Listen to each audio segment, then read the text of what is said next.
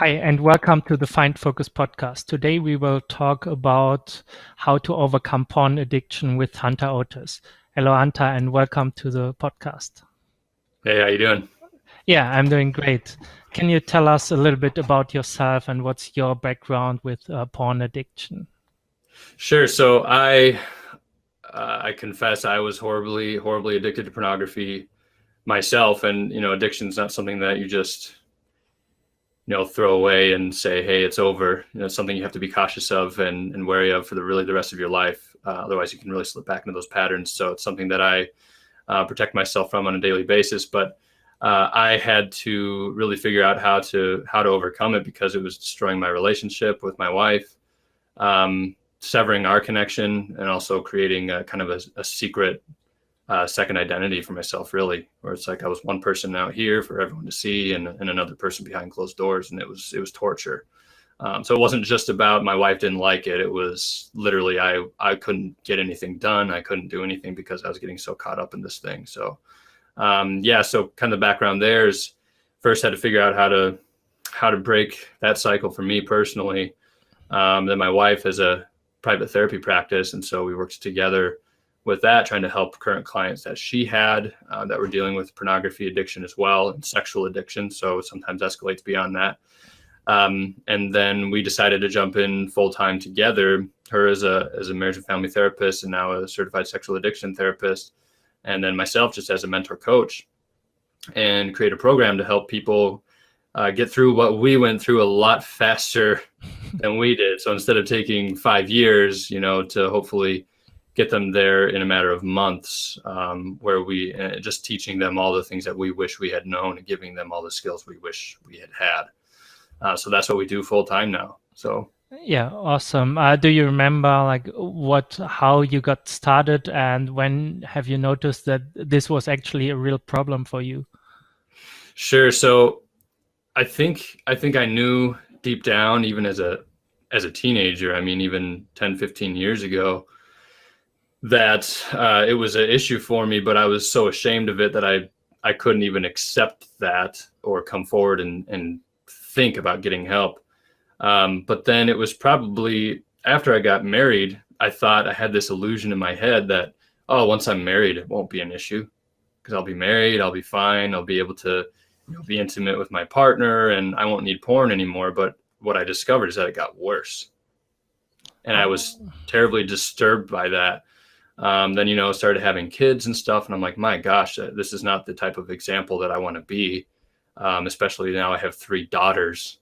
So, I mean, that hit home for me. It's like, I can't be doing this. This just not right. And it makes me feel terrible. So something's got to give here. But I think it was probably right at the beginning of my marriage that I knew it was an issue. I still didn't realize I had an addiction. Okay. Or at least consciously. So it was as I started getting into professional work and realizing that my energy and focus was being robbed from me.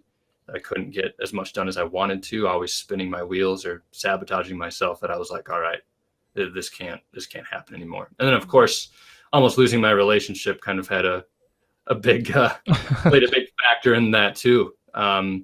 Once my wife kind of discovered all the lying that I was doing and the secret life, I mean, as you can imagine, as a spouse, that's horribly devastating to feel like you don't know your spouse anymore. Yeah, I can imagine. What is the first step that someone need to take to overcome porn addiction? Sure. I mean, as people talk about in like Alcoholics Anonymous and 12-step groups and stuff, it's really truly acceptance that, dang, I have an issue and I need help. Accepting the reality that if you have an addiction, if it's something that if you've had the narrative in your head over and over and over again, this is the last time, I'm never going to do that again, yet you're still doing it, like, you need help. Like, you can't do it on your own. And that's the very first thing. Like, somebody struggling with this issue needs to reach out to somebody that can help them, that knows what they need to do to be able to stop just trying to rely on willpower alone and get real help. Okay, where can or what does getting help mean? Like when you're just noticing like this might be an issue for me, I want to quit, but then maybe it's Sunday evening and you're doing it again. Right. Yeah, I think if I could tell anybody, if I had only one thing that I could say, it's you need somebody that has been through it to give you perspective. Because when you are wrapped up in an addiction, it's really an addiction to escaping reality.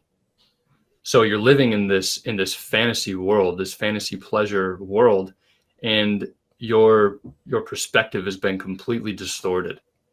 And so you just simply cannot see what other people can see.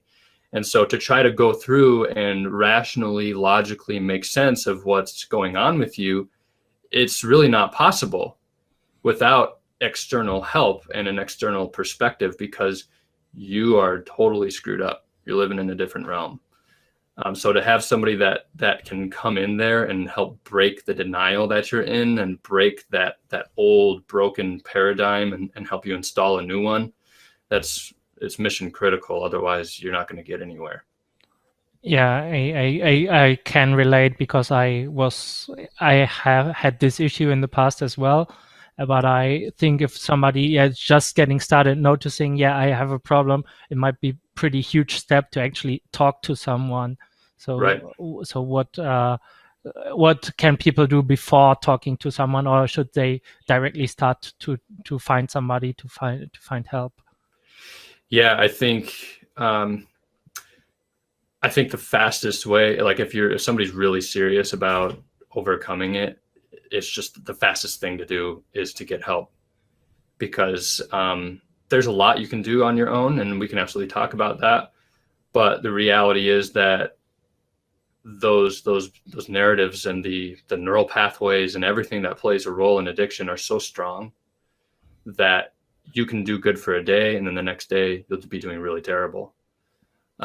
So these massive peaks and valleys, and to have somebody to help you through that and navigate that, I think is totally critical. There's plenty of people that get over it on their own, but my view of sobriety versus real recovery and transformation has completely transformed. A lot of people that are just quitting, they're not really recovering from their addiction. They're just white knuckling and forcing themselves to not act out, which then they often will go into some other form of addiction, whether it's television, gaming, or substances or whatever.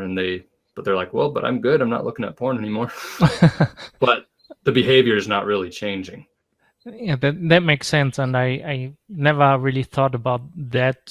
So what do you do when you work with people one-on-one, or if you looking of let first, like, where can you find someone who might be able to help you, or who is Sure. qualified to do that, except you, of course. Right. Yeah, and absolutely. That's kind of a challenging thing, is a lot of times you can go find a therapist that's local, right? But they might not have any experience dealing with addiction, let alone sexual addiction. And dealing with sexual addiction is tough, because it's like, okay, well, somebody can masturbate, somebody can view porn, somebody can use Snapchat to be sexting somebody. I mean, it's right at our fingertips all the time, and it's constantly displayed in front of us. So how do you get sober? How do you get clean and stay away from it? It's so challenging. And so you really need somebody that's experienced in that.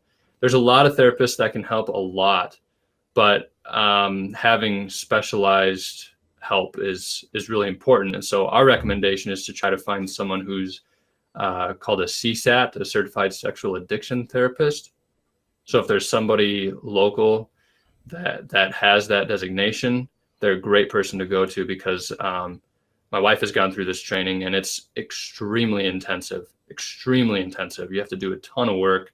You have to fly around the world four different times for week-long trainings, and it's intense. But then you have to have a ton of supervision, so expert training from somebody who's been doing it for a long time, that really knows their stuff and can really get in there. I mean, the amount of reading and resources that they have to go through and fully understand and grasp, it's incredible. But it's totally necessary. Like, you can't go into extremely complex addiction like this that has all kinds of different complex issues and wrapped with it, and expect to succeed or help somebody else succeed if you haven't done that research. So that's my biggest suggestion. Other than that, having support. There's 12-step groups. There's Sexaholics Anonymous. There's SA groups. A lot of different churches have different 12-step groups where you can just get integrated in a community where there are people that are further ahead than you in the process that can support you and give you insights, become a sponsor for you, an accountability partner, stuff like that, so that you're not doing it alone anymore. So that when your brain goes into crazy making and you can't figure out what's up from down, then you have somebody that can say, hey, I've been there. I know what you're going through. Here's what you need to do. So that would be my biggest suggestion, is CSAT therapist and a 12-step support group for sure. Otherwise, working with us is of course an option, but depending on what financial situation and things like that somebody's in, there's definitely things you can do. Yeah, I really like your approach. I remember when I was trying to at least watch porn less, or now I don't watch that anymore, like completely, and I did it completely on my own, and I used a lot of online resources like yourbrainonporn.com and the NoFap community on Reddit. So you're really, since this podcast is about technology, you recommend to really talk to somebody in person rather than joining an online community like that. Is that right? Really, either way, because our community is all online. I mean, we actually communicate and speak with each other multiple times a week too. But technology is, you can use it for good rather than self-destruction, and that's really cool when you can start changing your brain pathways to use it as an aid to you rather than something that's an instant gratification and self-defeating practices. So technology is great if you're in a remote location and you don't have access to a group or to a therapist. That's why we do what we do, so we can really meet anyone where they are. But I think communities like that NoFap group, it's a great start. It's a great place for people to come out of the dark and to say, hey, I've got a problem, and to unite with other people. So, really it's finding what works for you. And I think that's a big part of the process is, especially people that have addictions, we get into this all or nothing mentality where we're either all in or we're all out. And if we make a mistake, it's all over. Like, oh, I slipped up, I made a mistake, I had a relapse or whatever, I looked at porn today. Even if it was for 1 second, it's like, it's all effed. It's over. I'm such a worthless piece of garbage. I'm such a failure. I might as well go and look at more porn, but avoiding that all or nothing thinking and letting it be an iterative discovery process where you test something, and if it works, then great. You do more of it. But if you test something, like somebody could, like yourself, could totally do great in a Reddit forum and yourbrainonporn.com. That's an awesome website. Great book, by the way. Highly recommend it. Someone might do fine with that, and another person, they might find that's not enough. Yeah. And that doesn't mean you're a failure or that you can't recover. It just means that you might need another piece that those things aren't offering. And that's okay. And you just haven't discovered yet what that is. So that's what I always say. You got to keep discovering and trying new things. And if you fail, it's perfect, because it teaches you what you need to do next. Yeah, I just remember the book Willpower Instinct by Kelly McGonigal, and to actually increase your willpower, it's I think the chapter is called License to Sin. If we do, so if we take a misstep, then we give ourselves to engage even more in the destructive behavior, and the solution is actually to forgive ourselves. So that's what I was just reminded of. Yeah, that's powerful. It's powerful. Like practicing loving kindness and compassion for ourselves and forgiveness. It really is the answer. But especially if you're an addict, like, you're in such a pattern of not ever forgiving yourself that it's really hard to get there for a lot of people. Are there any other steps at this point we need to let our audience know when they're just getting started and notice they have an addiction problem? Sorry, say that again. Anything else to get them started? Yeah, exactly. Like a Got it. talk. Yeah. Yeah, I think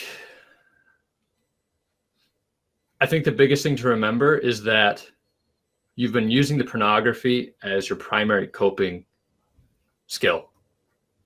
So when things get hard in life, you're turning to porn rather than turning to real solutions. Whereas the porn it numbs the pain temporarily. So sometimes people have this illusion of like, oh, it helps me work, or it helps me get to sleep, it helps me do this. Well, really, it's just numbing the pain. The pain is still there, but it's just numbing it so that you can function temporarily, or some people can't function at all after they view it. Depends on who you are. But then it just exacerbates the problem. Then the pain comes back and it hits you even harder because you haven't dealt with any of the pain. You're just blanket covering it. So then you need more porn. So I think recognizing that you need healthy coping skills. Okay. That if you've been using pornography ever since you were a young kid, chances are you probably didn't learn the coping skills that a lot of other people that didn't have an addiction learned, so that they can face reality and be productive without turning to something that's destructive. So there needs to be a focus on that. Like, how can I cope with pain and discomfort? So if you keep turning to porn, learning those other skills is completely critical. Okay. And what's the best way to cope with the pain? Sure. So there's a lot of ways. And again, it's an iterative process, right? So I can just share with you something that I do and something my clients do. Yeah. Is getting into consistent daily habits. So again, addicts have this all or nothing mentality. We want to have, for example, if somebody's religious or spiritual, they just want to have a mega powerful prayer session and get super filled with these good feelings and to dispel away all of the garbage. But then, because they're way up here, then they come crashing down here eventually. And it's not about those peaks and valleys. It's about getting a little gold nugget each day through consistent small habits. And so things like exercise. Instead of going to the gym for 2-3 hours, you go for 30 minutes and you just make those 30 minutes count. I have my clients journal their emotions every single day so that they can let them out. What am I feeling? Like getting them grounded in what's actually going on internally with them on a daily basis. So 10 minutes, just writing out, I feel like garbage. I feel anxious. I feel stressed. I feel insecure. I feel shame. I feel guilt, irritation, frustration, or the positive. Well, I shouldn't say positive or negative, but or the good feeling emotions. Like I feel peaceful. I feel calm, relaxed, aware, serene, loving, things like that. So really understanding what's going on, because you'll find that, hey, if I'm in a really chaotic emotional state, chances are good that I'm probably going to relapse or I'm at risk. So I need to get myself in a better place. So just creating some real-time mindfulness.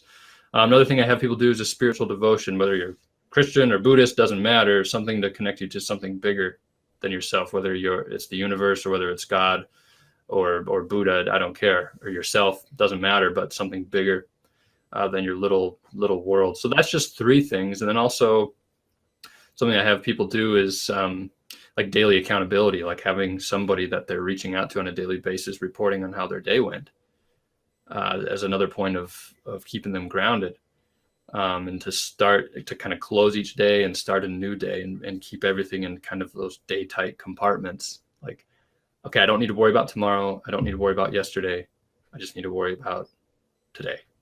Yeah, I really like how it always comes back to the fundamentals. Just do the stuff that's good for you, and don't do the stuff that's bad for you. And I think especially with addiction, we have like our brain is actually wired and looking for this. And actually, there's no way to unwire your brain. You just have to develop new pathways and develop new habits that replace the old ones. Right. So, and that's the hardest part, and that's why you never really recover from the addiction. It's always there because your brain, like the old parts, they are not used anymore, but Right. they're still there. So that Yes. I think makes it so difficult. Like even after, I don't know, for 1 or 2 years you've been sober, so to speak, and then you relapse one time, and then it reactivates, and that happens really, really fast.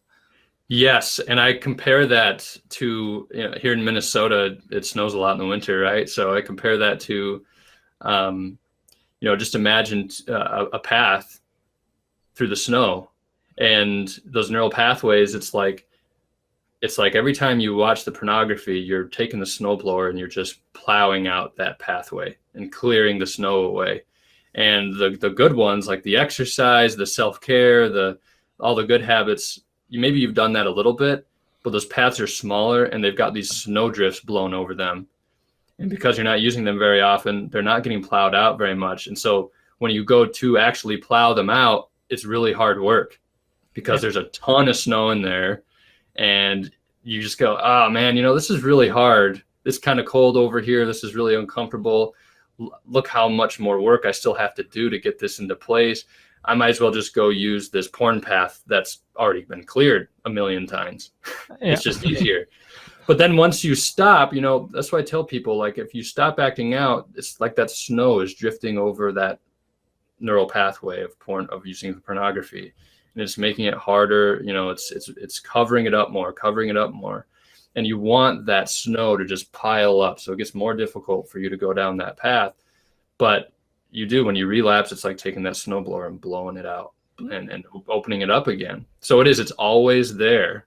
Like, even if you haven't looked at porn for a long time and you've done these things, that path is there. And you're absolutely, if you're not taking care of yourself and watching, you could go down that path again, especially with the constant exposure of sexual content in today's world. So I hope that makes sense. Yeah, makes total sense. Great metaphor. Are there any tools we need to know about? That will help us. I know I used some tools in the past, and there are great tools out there. Yeah, I know. A lot of times we go towards the technical stuff, like the computer filters, the stuff like that. And although I think that that's important, it's not everything, because of the accessibility of pornography, a filter is really just another barrier so that you have another conscious moment to be able to say, okay, is this really what I want to do? Because you can always get around any filter. Yeah. There's porn everywhere. So it's but I think it's important. I think here's something really awesome, actually. This thing, the smartphone, is a deadly weapon when it comes to pornography addiction, right? It's constantly, we just have such easy access. Something I did is I took off all my apps. Yeah. Like literally all of them. The only things that I have on here are like, I have the standard apps that come with it, like your compass and voice memos and contacts and, calculator and weather and stuff. But I have the built-in iPhone calendar and the clock, and I can use it to call and text people and use maps. That's it. Because so many apps, you can open ads that will open a private web browser that will let you search for anything.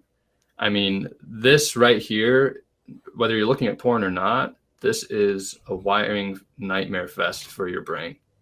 We are so addicted to this thing. And the best thing that you could do is take all your apps off of it and just access the internet through your computer. Take all the browsers off, turn it into a phone. Yeah. And you'll be amazed. It's going to be really uncomfortable if you do that for a while. But now it's like, I've released this attachment to my phone. I leave it around and don't ever hardly pick it up. And it's like miraculous. Like, seriously, the amount of brain space you get back not having this constant attachment to your phone. So, and that's the thing, is a lot of times, obviously pornography is wrapped up in technology. Yeah. So if you're constantly looking at your phone at Facebook and checking this, checking that, looking for that little dopamine hit through other things, through games and stuff like that, it's going to be a lot harder for you to recover from a pornography addiction, because they work on the same neural pathways. Yeah, for sure. Like I do not have email, and I basically have the same app I or set up for my phone. I have an Android, and I just have yeah, I block my browser. I just use like Google Maps and stuff like that, and then voice, and yeah, even WhatsApp is sometimes a problem for me, so I only access Right. that through my computer. And on Right. on my computer I use my software actually with the same intention, just to get me more aware when I'm, yeah, just browsing Facebook, maybe being in some group, but then I get this notification or something, so I only allow a certain amount of time. And or if I want to visit a website, I also need to type in a reminder, like, do I really want to quit working on my blog right now, or something like that, Right. to get like this moment of consciousness and not going into the habit. Yes, and that's why, honestly, that's and maybe a little plug here. That's why what you've created is so awesome, because again, it's not about forcing you to not be able to access something, because you will always be able to. Yeah, You if you really want to find porn, you're gonna find it, right? So it's about getting you grounded and mindful of what you really want, and giving you another moment, another opportunity to make a decision. yeah, And that's why your app is awesome, because it helps you do that. It's just a point of mindfulness, right? yeah, But that's what the daily self-care stuff does. That's what the exercise does, the journaling, the devotional, checking in with an accountability partner. It helps you stay grounded so that you can make more choices, so that you're empowered to consciously choose rather than just automatically go down a neural pathway that you don't want to go down. yeah, totally.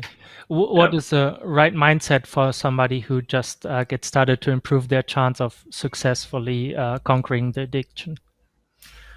The right mindset, honestly, the biggest thing would be to embrace the pain. That's really difficult, but when you start trying to change any kind of a behavior, it makes you really uncomfortable. And you will, like the moment you try, I mean, everybody's experienced this with like exercise and stuff, right? Yeah, It's like, oh man, tomorrow I'm gonna freaking go to the gym. I'm done with this lazy crap. I'm gonna get up and I'm gonna do this, and I'm gonna gain a bunch of muscle. I'm gonna cut down my fat, and I'm gonna eat healthy and all this stuff. And then the alarm clock goes off in the morning, and it's like, we call it the narrative of the beast. It's like these thoughts come into your head. It's like, oh man, you're so tired. You should just stay in bed. You know what? You can just start tomorrow. Uh, you know what? You didn't sleep very good last night. Like, you had a bad dream, so you should probably just sleep for another hour, and you'll feel a whole lot better, and you'll get a lot more done. All these manipulative thoughts come into our head when we start trying to change behavior, and that's what's gonna happen. Like the moment you try to stop looking at porn or stop masturbating compulsively all the time, like, you are immediately going to start having thoughts in your head trying to convince you to continue down that neural path. And you have to embrace the pain of that. And it's going to expose your insecurities. It's going to bring out the pain you've been numbing forever. And the only way to overcome that is to face it, is to lean into it, to embrace it, to grab hold of it, understand why you're in so much pain, and figure it out. And it could just be a biological thing, because you've trained yourself so much to do that. It doesn't always mean that you've had abuse or something in your past, although most sex addicts have. It could just be that it's just how your brain wants to go. You have to have compassion and learn self-love for yourself in order to soothe down that urge and that compulsion. So embrace the pain. That's the mindset you got to be in. Otherwise, you're not gonna make it. yeah. Is there anything I haven't asked you about overcoming this addiction that you'd like to share with our audience? Yeah, I think I've talked about this a lot before, that it's not about a moral battle.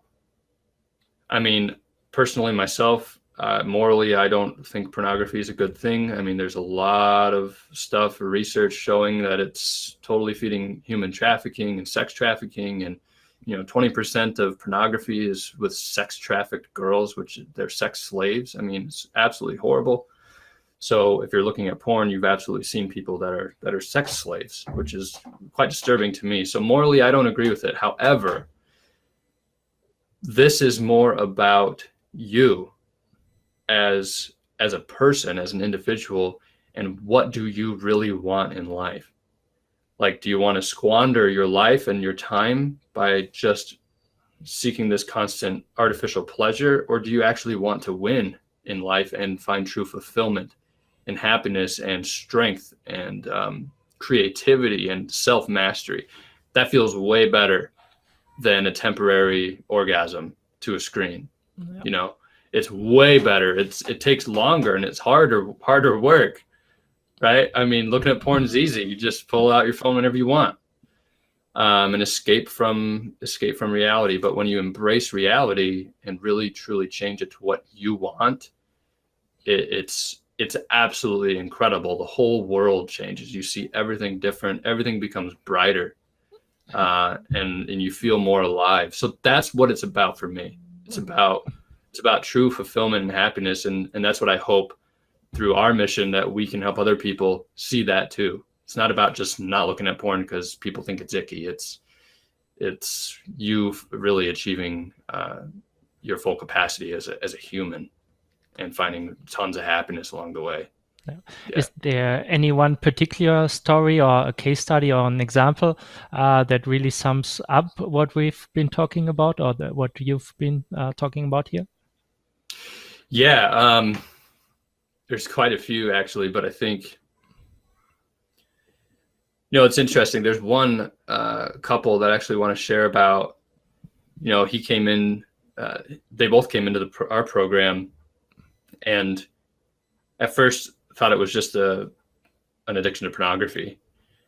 He had been caught looking at porn by his wife, and he got on the call, or he called me like frantic, thinking his relationship was over, but they actually signed up for our program.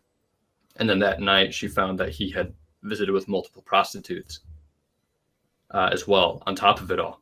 So as you can imagine, that's horrible betrayal in a relationship, and the pain, and not just the emotional pain of betrayal, but actual potential exposure to health issues, STDs and stuff like that with doing that. It's been an interesting journey with them, because he's been sober for over a year, so he hasn't acted out looking at pornography or acting out sexually in any way for over a year, which is incredible. But it's interesting because now we're working on a completely separate issue, which is issues with intimacy, so fear of intimacy in the relationship. But a reason why I share this example is because oftentimes there's real, powerful, deep issues that are keeping us from having fulfillment with our spouse and with ourselves. But this sexually acting out behavior is in the way so much that we can't get to those issues. So are they still experiencing a lot of pain right now and working through a lot of stuff? Yeah, absolutely. It's been a long journey for them. But I mean, in comparison to just over a year, that's pretty amazing to be able to get over a lot of these things. But now the reason why I say that is because now the sexual addiction is out of the way, so to speak, because he's got his self-care in place and he's not acting out, we can get to some other major core issues that are getting in the way of their relationship. And if we didn't get this out of the way, there's no way we'd be here where we are right now working on these things. So that's pretty cool. When you look at that, it's like now there's hope for incredible transformation, because the main block has been uprooted and we can get to some other things. So it's kind of cool, because we're not just helping people overcome porn. It's let's get over the porn and let's get to what's next. Okay. Yeah. What final thoughts do you have to motivate someone to get started right now? I think you just need to ask yourself what you want. What do I want? And, a lot of times we have the thought that comes in when we say what we want, then when you watch for that frickin' evil thought that comes in and says, well, you don't deserve that. You can't have that, or you're not good enough for that. That manipulative voice is going to pop in when you start to say what you want, because that's not who you believe you are. So ask yourself what you want, truly, sincerely. Ignore those other voices that come in and get to the core of what you actually want. Just be honest with yourself. Tell yourself the truth and say, is this behavior getting me to that place, or is it taking me away from it? And then just be willing to do whatever you need to do to change that behavior. Like, sacrifice the ego, put it on the chopping block, and get help so that you can really actually have what you want in your life, because it's totally possible. Yeah, I really, really love that for the end of this episode. And I think it's so much easier when you know where you're going to correct your course. Otherwise, the world will tell you what to do. And there's so much conflicting advice on what you could do, what healthy means, what kind of behavior is accepted. But if you come up with this Right. stuff for yourself, then you actually can find a way to reach your goal. And Right. otherwise, you will just be like, I think Seneca said that then you're just like a ship in a storm, just being pushed around by the waves, and it feels like you've taken a long journey, but maybe you've just been in a circle and land up stranded somewhere or something like that. Right. So Right. Exactly. yeah, thanks for the interview. And can you maybe can tell us where can people find out more about you and what you do? Yeah, sure thing. So you can find me on Facebook, of course, Hunter Otis. You can find us on our website, becomingpornfree.com. There's or email us at support@becomingpornfree.com, and I would respond to that personally.